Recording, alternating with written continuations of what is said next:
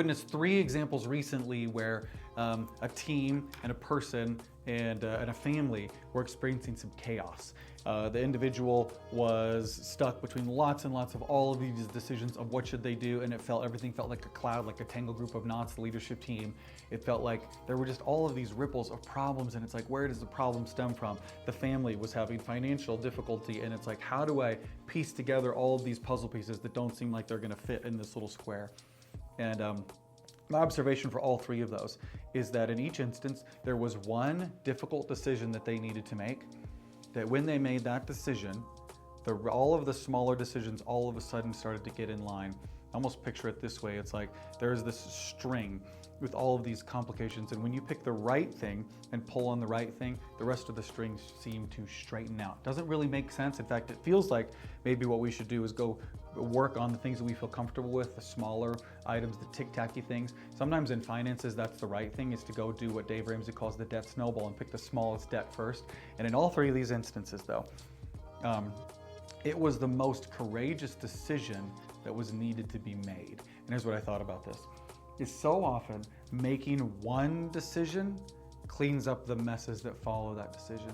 For the leadership team, there was one decision they needed to make, which was there was a difficult team member that needed to be let go. And when they let that person go, it was amazing how so many other problems between people, in other departments, in their meetings, so many of those problems all of a sudden were far in the rearview mirror and got much, much smaller. For this individual whose life was chaotic and didn't know what to do, that he needed to make one difficult relational decision, and when he did, so many other things got cleaned up. When it feels like you're in a tangled web and there's no way out, what I would encourage you to do is pull back and think about, what's the decision I'm afraid to make?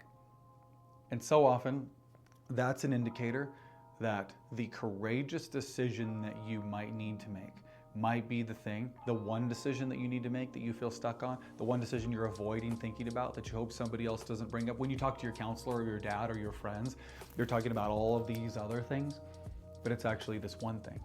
That sometimes that's an indicator of the compass pointing us towards, hey, when you make that one courageous decision, so many other things are gonna get cleaned up. And until you do, you're gonna be just chasing your tail, trying to fix all of these other smaller decisions.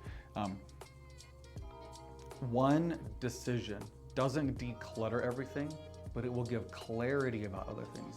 The one courageous decision that you need to make. It's not gonna fix everything, but it might make fixing everything else more possible.